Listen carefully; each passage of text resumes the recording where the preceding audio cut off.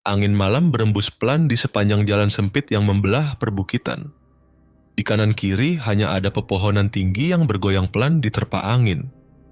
Di tengah kesunyian itu, di sebuah tikungan yang nyaris tersembunyi, berdiri sebuah warung sate kecil. Warung itu sederhana, hanya terbuat dari kayu tua dengan atap seng yang berkarat. Namun, meski tampak biasa, selalu ada sesuatu yang membuat orang berhenti. Entah itu aroma satenya yang begitu menggoda, atau sekadar perasaan bahwa mereka harus mampir. Salah satu pelanggan tetapnya adalah Surya, seorang pria parubaya yang sering melintas di jalur ini. Ia seorang sales keliling yang hampir setiap malam melewati warung tersebut dalam perjalanan pulang. Malam itu, seperti biasa, ia memarkir motornya dan duduk di bangku panjang di depan warung. Asap dari panggangan mengepul, membawa aroma bumbu kacang yang pekat. Pak Darso, si pemilik warung, menyambutnya dengan senyum ramah seperti biasa. "Seporsi Pak Surya?" tanyanya, suaranya datar tapi akrab. Surya mengangguk, mengusap wajahnya yang lelah. Ia memperhatikan tangan Pak Darso yang cekatan membolak-balik sate di atas arang yang menyala merah. Suara mendesis terdengar setiap kali bumbu dibalurkan ke daging yang sedang dipanggang. Sambil menunggu, Surya menoleh ke sekitar. Biasanya ada beberapa pelanggan lain yang ikut makan di sini. Tapi malam ini, warung terasa sepi. Hanya ada dirinya. Entah kenapa, udara terasa lebih dingin dari biasanya. Pak Darso datang membawa sepiring sate, lengkap dengan bumbu kacang kental dan irisan bawang merah. Surya mengambil tusuk pertama dan menggigitnya. Seperti biasa, satenya terasa luar biasa. Dagingnya empuk, sedikit kenyal, dengan bumbu yang meresap sempurna. Ada rasa manis yang samar, bercampur dengan sedikit rasa pahit yang entah dari mana asalnya. Surya mengambil tusuk kedua, lalu ketiga. Tapi di gigitan keempat, ia merasakan sesuatu yang aneh. Ada serat tipis di dalam daging lebih panjang dari biasanya. Ia menariknya pelan. Serat itu lebih mirip rambut. Alisnya berkerut. Ia mencoba menarik lebih jauh, dan tiba-tiba serat itu terasa seperti tertanam dalam daging. Dengan jijik, ia meletakkan tusuk sate itu kembali ke piringnya. "Pak Darso, ini daging ayam kan?" tanyanya, mencoba tetap tenang. Pak Darso menatapnya, senyumnya masih sama, tapi ada sesuatu yang berubah di matanya. "Ya, tentu saja. Ayam pilihan," jawabnya. Surya terdiam. Ia melihat ke panggangan, ketumpukan daging mentah yang siap dibakar. Dari tempatnya duduk, ia bisa melihat dengan jelas. Tumpukan daging itu tampak berbeda. Beberapa potongan terlihat lebih besar, dengan bentuk yang tak biasa. Dan ada warna merah pekat di beberapa bagian, bukan warna khas daging ayam yang ia kenal. Jantungnya mulai berdegup kencang. Ia menelan ludah dan mencoba mengalihkan pikirannya. "Kenapa malam ini sepi?" tanyanya, sekadar mencari alasan untuk berbicara. Pak Darso masih tersenyum. "Sepi bagaimana, Pak?" Surya menoleh ke sekeliling. Dan saat itu juga sesuatu terasa janggal. Bangku-bangku di sekelilingnya yang tadi kosong, sekarang tidak lagi kosong. Ada pelanggan lain yang duduk di sana. Mereka semua diam, tidak berbicara, tidak bergerak. Wajah mereka pucat, mata mereka kosong, dan di antara mereka ada seorang pemuda dengan wajah yang sepertinya familiar. Surya mencoba mengingat-ingat, dan tiba-tiba jantungnya mencelos. Ia mengenali wajah itu wajah seorang pria yang dulu sering ia lihat di warung ini. Seorang pelanggan yang ramah, yang dulu sering berbincang dengannya. Tapi, pria itu sudah lama tidak terlihat. Dan sekarang ia duduk di sana, menatap lurus ke depan dengan tatapan kosong. Tangan Surya bergetar. Ia ingin berdiri, ingin pergi, tapi kakinya terasa berat. Angin bertiup lebih kencang, membawa suara samar dari arah belakang warung. Dari dapur, seperti suara sesuatu yang diseret, atau seseorang. Pak Darso masih tersenyum, tetap berdiri di tempatnya, menatapnya dengan tatapan yang tak bisa dijelaskan. Dan di atas panggangan, daging-daging itu terus mendesis, mengeluarkan aroma yang semakin lama semakin menusuk di hidung. Surya merasakan keringat dingin mengalir di pelipisnya. Warung yang tadinya hanya terasa sepi, kini terasa menyesakan. Suasana di sekelilingnya berubah tanpa ia sadari. Udara lebih berat, seperti ada sesuatu yang mengawasinya dari balik bayangan. Ia menelan ludah, mencoba untuk tetap tenang. Dengan tangan gemetar, ia meletakkan tusuk sate yang masih dipegangnya. Ia ingin pergi, sekarang juga. Tapi, ada yang aneh. Tangannya terasa lengket. Ia menatap jari-jarinya. Ada sesuatu yang menempel di sana. Bukan hanya bumbu kacang, tapi cairan kental berwarna merah gelap. Darah segar, darah yang masih hangat. Napasnya memburu. Ia menoleh ke panggangan, ke potongan-potongan daging yang masih mengeluarkan asap tipis. Dan saat itu juga ia melihat sesuatu yang membuatnya hampir muntah. Di antara potongan daging itu ada sesuatu yang lain, sebuah jari manusia. Jari itu tampak kecil, pucat, dengan kuku yang masih utuh. Sebagian sudah mulai hangus terbakar api, tapi bentuknya masih jelas. Surya terlonjak, kursi kayu yang didudukinya hampir terjungkal. Ia buru-buru berdiri, tubuhnya lemas. "Pak Darso," suaranya bergetar, ini bukan daging ayam kan?" Pak Darso tidak menjawab. Ia hanya tersenyum. Tapi kali ini senyumnya lebih lebar dari sebelumnya. Terlalu lebar. Dari sudut matanya, Surya melihat sesuatu yang lain. Para pelanggan yang tadi duduk diam mulai bergerak, tidak cepat tapi perlahan. Mereka memiringkan kepala, serempak. Mata mereka masih kosong, tapi kini bibir mereka bergerak, seperti sedang mengunyah, seperti sedang menikmati sesuatu. Angin berembus lebih dingin. Dan dari dalam dapur, suara seretan itu semakin jelas. Lebih dekat, seperti ada sesuatu yang berjalan ke arahnya. Atau mungkin seseorang. Surya ingin berlari, tapi kakinya terasa berat, seperti tertanam di tanah. Pak Darso akhirnya berbicara, suaranya pelan tapi menusuk hingga ke tulang. "Pak Surya, kenapa berhenti makan?" Tiba-tiba, dari arah dapur terdengar suara lain, sebuah bisikan lirih, suara yang serak, suara yang terdengar putus asa. "Tolong, aku..." Mata Surya melebar. Dan saat itu juga lampu warung tiba-tiba redup, bayangan di sudut-sudut ruangan bergerak seperti hidup. Di dalam kegelapan itu, sesuatu mulai muncul. Sesuatu yang selama ini tersembunyi di balik aroma sate yang menggoda. Sesuatu yang selama ini memberi makan warung ini dan terus menunggu mangsa berikutnya. Surya mencoba menggerakkan kakinya, tapi tubuhnya terasa berat. Seperti ada sesuatu yang menahan. Seperti ada tangan-tangan tak kasat mata yang mencengkeram pergelangan kakinya dari bawah meja. Dari arah dapur, suara seretan itu semakin jelas. Kali ini diiringi oleh sesuatu yang lain, sebuah suara napas, pelan, berat, seperti milik seseorang atau sesuatu yang sudah terlalu lama berada di dalam kegelapan. Jantung Surya berdegup kencang. Ia menoleh ke Pak Darso, berharap ada penjelasan. Tapi pria itu hanya berdiri diam, senyumnya masih di sana. "Pak Darso," suara Surya bergetar, hampir seperti bisikan, Apa yang sebenarnya terjadi di sini?" Pak Darso tidak langsung menjawab. Sebaliknya, ia berbalik. Perlahan, tatapannya kini mengarah ke dapur. Dan dari celah tirai yang menggantung di pintu belakang, Surya melihat sesuatu bergerak. Sesuatu yang berbentuk manusia, tapi tidak sepenuhnya manusia. Tangan kurus dan memanjang mencengkeram tepian pintu, jari-jarinya hitam dan kotor.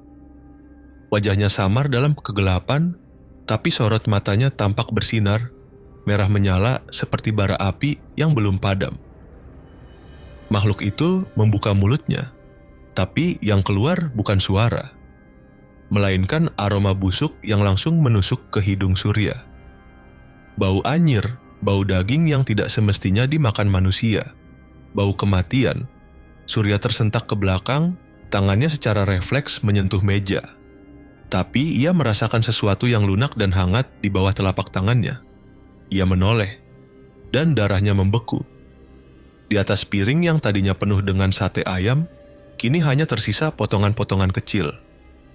Potongan yang tidak seharusnya ada di sana, sebentuk kuku manusia, sebagian ruas jari yang sudah terpanggang. Dan di antara tusuk sate yang berserakan, ada sesuatu yang lebih kecil. Gigi manusia. Surya mundur, matanya melebar ketakutan. Mulutnya ingin berteriak, tapi suaranya hilang. Sementara itu, pelanggan-pelanggan di sekelilingnya kini mulai bergerak lebih cepat. Kepala mereka menunduk, tubuh mereka bergetar, seolah sedang menahan sesuatu yang ingin keluar dari dalam tubuh mereka. Dan dalam sekejap, mereka semua mendongak bersamaan. Mulut mereka terbuka lebar, terlalu lebar, lebih lebar dari manusia biasa. Dari dalam tenggorokan mereka, sesuatu menggeliat. Dan dari dalam dapur, makhluk itu melangkah keluar. Perlahan, tingginya hampir menyentuh langit-langit warung. Kulitnya hitam dan licin, seperti sesuatu yang lahir dari kegelapan. Dan di tangannya, ia memegang sesuatu, sebuah pisau besar, pisau daging, pisau yang masih meneteskan darah segar. Pak Darso tertawa pelan. "Tidak semua orang bisa menikmati sate kami, Pak Surya," katanya. Suaranya tenang, seolah ini adalah percakapan biasa. "Tapi kalau Bapak tidak mau makan, mungkin bisa gantikan mereka." Makhluk itu kini sudah berdiri di ambang pintu dapur, dan Surya baru menyadari sesuatu yang lebih mengerikan. Dari tempatnya berdiri, ia bisa melihat lebih dalam ke dapur. Di sana, di atas meja potong yang penuh dengan bercak darah, ada sesuatu yang masih bergerak. Sebuah tubuh manusia tanpa kepala, jarinya masih sedikit berkedut, seolah baru saja kehilangan nyawanya beberapa saat lalu. Dan di sudut ruangan, ada tumpukan daging lain, daging manusia. Surya ingin menjerit. Tapi sebelum suara itu bisa keluar dari tenggorokannya, sesuatu mencengkeram bahunya. Kuku panjang dan hitam, dingin, dan suara berat itu berbisik tepat di telinganya. "Sekarang, giliranmu." Surya merasakan sesuatu yang tajam menekan kulitnya. Cengkeraman itu kuat, terlalu kuat untuk bisa ia lepaskan. Napasnya tersengal, tubuhnya gemetar. Di sekelilingnya, suara-suara aneh mulai terdengar. Erangan panjang, bisikan-bisikan tak jelas, dan suara kunyahan basah dari pelanggan-pelanggan yang kini bukan lagi manusia seutuhnya. Pak Darso tetap tersenyum, seolah semua ini hanyalah bagian dari rutinitas biasa di warungnya. Surya mencoba merontak, tapi semakin ia melawan, semakin cengkeraman itu menguat. Dari sudut matanya, ia bisa melihat makhluk tinggi itu mulai mengangkat pisau besar yang dipegangnya. Mata merahnya menatap Surya tanpa berkedip. Dan saat pisau itu mulai turun, sesuatu berbisik di dalam kepalanya. "Jangan lawan. Jika kau melawan, kau akan menjadi bagian dari mereka." Suara itu bukan berasal dari Pak Darso, bukan dari pelanggan-pelanggan yang kini menatapnya dengan mata kosong, bukan juga dari makhluk yang hendak menghunuskan pisau ke tubuhnya, tapi dari sesuatu yang lain, sesuatu yang ingin ia dengar, sesuatu yang ada di dalam dirinya sendiri. Tiba-tiba, segala sesuatu di sekelilingnya terasa lebih lambat. Aroma sate yang tadinya menggoda kini terasa lebih tajam, lebih busuk. Asap panggangan yang berputar di udara membentuk pola-pola aneh, seolah ada sesuatu yang tersembunyi di baliknya. Dan dari balik dapur, ia melihatnya. Sesosok manusia atau yang tersisa darinya, wajahnya penuh luka, tubuhnya kurus, dan matanya kosong. Ia tidak berbicara, hanya mengangkat tangannya yang berdarah, menunjuk ke arah sesuatu di dinding dapur. Sebuah pintu kayu tua, hampir tak terlihat dalam kegelapan. Surya tahu ia harus bergerak, sekarang atau tidak sama sekali. Ia mengerahkan seluruh kekuatannya, menendang ke belakang, dan cengkeraman di bahunya sedikit melonggar. Ia tidak berpikir dua kali, ia berlari. Pak Darso masih berdiri di tempatnya, tidak bergerak. Tapi sesuatu dalam senyumnya berubah. Ia seperti menunggu. Makhluk tinggi itu menggeram, bergerak cepat untuk mengejar. Pelanggan-pelanggan lain mulai bangkit dari kursi mereka, tubuh mereka bergerak aneh, seperti boneka yang dipaksa berjalan. Surya tidak menoleh. Ia hanya berlari ke dapur, menghindari meja-meja yang berlumuran darah, mengabaikan daging-daging menggantung yang jelas bukan berasal dari ayam. Tangannya meraih gagang pintu tua itu dan menariknya sekuat tenaga. Pintu terbuka dengan bunyi decitan panjang yang menusuk telinga. Di baliknya, ada tangga kayu yang turun ke dalam kegelapan. Tidak ada pilihan lain. Ia harus masuk. Dari belakang, suara langkah-langkah mendekat dengan cepat. Dan tepat saat ia menuruni tangga, lampu di warung mati sepenuhnya. Kini, hanya ada kegelapan. Dan sesuatu yang menunggu di bawah Surya menuruni tangga kayu dengan tergesa, langkahnya terburu-buru dan napasnya memburu. Udara di bawah semakin dingin dan lembab, bau anyir yang menyengat menusuk hidungnya, bercampur dengan aroma busuk yang sudah lama membusuk. Di atasnya, suara langkah-langkah tergesa semakin mendekat. Makhluk itu mengejarnya. Tangannya meraba dinding batu yang kasar, mencoba mencari pegangan dalam kegelapan. Kakinya hampir terpeleset oleh sesuatu yang licin. Ia tidak ingin tahu apa itu.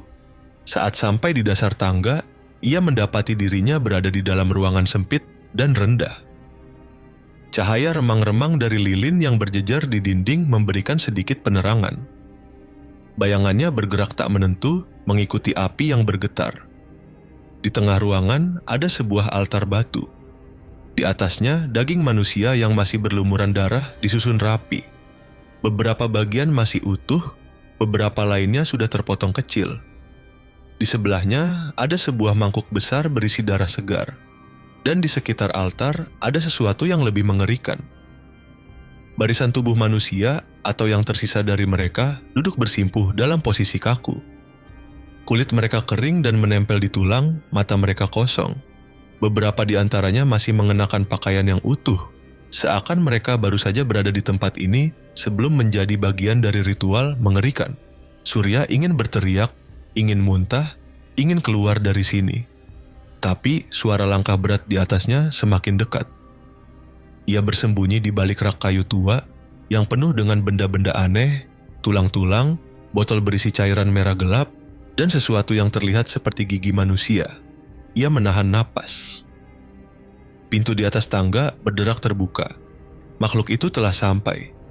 Langkah-langkah berat turun perlahan satu persatu. Surya bisa mendengar napas beratnya, bisa merasakan hawa dingin yang mengalir dari tubuh makhluk itu. Dan tiba-tiba, suara lain terdengar. Bukan suara makhluk itu, bukan suara Pak Darso, tapi suara pelan, berbisik yang bergema di seluruh ruangan. Kau tidak bisa lari. Kau bagian dari mereka sekarang. Surya menutup mulutnya sendiri, menahan diri agar tidak berteriak. Tapi sesuatu bergerak di belakangnya. Ia menoleh dan melihat salah satu tubuh kering yang bersimpuh di altar kini menatapnya. Mata yang tadi kosong, kini hidup kembali. Mulutnya terbuka dan suara berbisik itu kembali terdengar. Lapar. Surya berusaha berlari, tapi tangan-tangan kurus itu mencengkeramnya dari belakang. Jari-jarinya dingin dan keras, mencengkeram kuat lengan dan kakinya. Dari tangga, makhluk tinggi itu sudah turun sepenuhnya. Pak Darso berdiri di belakangnya, masih tersenyum. Pak Surya, suaranya tenang. Sekarang saatnya kau memilih. Surya merontak, tapi semakin ia melawan, semakin kuat cengkeraman itu. Makhluk itu mengangkat pisau besarnya, bersiap, dan lilin-lilin di ruangan mulai padam satu persatu. Kegelapan menyelimuti semuanya. Suara bisikan semakin nyaring, berubah menjadi tawa yang menggema di seluruh ruangan. Dan saat lilin terakhir padam, segalanya lenyap, hanya kegelapan. Dan suara erangan panjang, suara orang yang tidak pernah bisa keluar dari tempat itu. Dalam kegelapan yang pekat, Surya tidak bisa melihat apapun. Tidak ada cahaya, tidak ada jalan keluar. Hanya suara-suara yang berbisik di sekelilingnya, suara tawa yang semakin nyaring, dan erangan panjang yang menusuk telinga. Ia mencoba bergerak, tapi tubuhnya terasa berat, seperti ada sesuatu yang menahannya, sesuatu yang dingin, basah, dan bergerak perlahan di kulitnya. Lalu terdengar suara lain. "Sekarang kau bagian dari kami." Seketika, rasa sakit menjalar ke seluruh tubuhnya, seolah ada sesuatu yang mulai masuk ke dalam dirinya, merayap di bawah kulitnya, menguasai setiap inci tubuhnya. Ia ingin berteriak, tapi tidak ada suara yang keluar. Ia ingin lari, tapi kakinya tidak lagi menurutinya. Dan di saat kesadarannya mulai menghilang, matanya terbuka. Ia melihat dirinya sendiri, bukan di tempat gelap ini, tapi di warung sate Pak Darso. Duduk di salah satu kursi kayu, menatap pelanggan lain yang datang dengan wajah bingung, sama seperti dirinya dulu. Tangannya bergerak sendiri, mengambil tusuk sate, menyodorkannya kepada orang di depannya. Mulutnya tersenyum, dan dengan suara yang bukan miliknya, ia berkata, "Silakan Pak, satenya enak sekali. Mau tahu kisah seram lainnya? Jangan lupa like, komen, dan subscribe, supaya kalian tidak ketinggalan cerita-cerita horor yang lebih mengerikan lagi. Apakah kalian berani mencoba sate di warung pinggir jalan setelah ini?"